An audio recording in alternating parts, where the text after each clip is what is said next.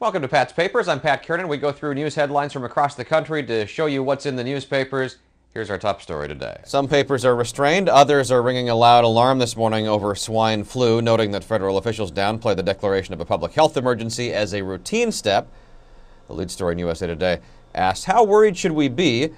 And the headlines run the spectrum this morning. The New York Daily News is at the sensational end with swine flu spreads! Exclamation point.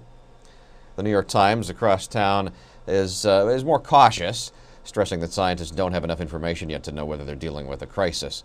There is an interesting feature in the Los Angeles Times comparing the current panic with a similar one in 1976 when a bungled attempt at mass immunization damaged public confidence in vaccines. The Detroit News reporting this morning that Chrysler reached a deal with the United Auto Workers yesterday, clearing the way for its planned deal with Fiat. Part of the agreement will focus on revising the 2007 healthcare deal for pensioners. Plenty of news about the automakers expected in the papers tomorrow as well, after General Motors announced today that it's cutting 21,000 jobs and it's killing the Pontiac brand. Apple and Verizon are in high-level talks. It could mean the iPhone's AT&T exclusive is running out. No deal, no decision yet, according to USA Today, but Apple would be in a contractual position to offer the CDMA version of the phone to Verizon as early as next year.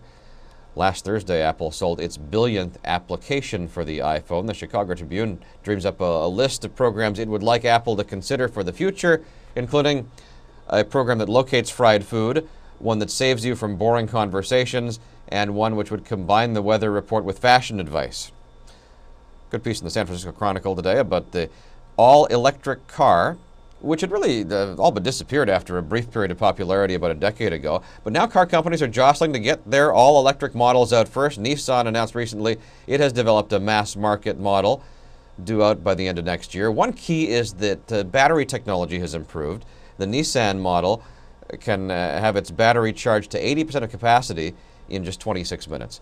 Also in the San Francisco Chronicle this morning, according to a new study, kids who take ADHD medication score significantly higher on standardized tests than their unmedicated peers. Bright colors are in this spring, says the New York Post. There's a roundup of cheerful possibilities in the newspaper this morning after a warm weekend on the East Coast.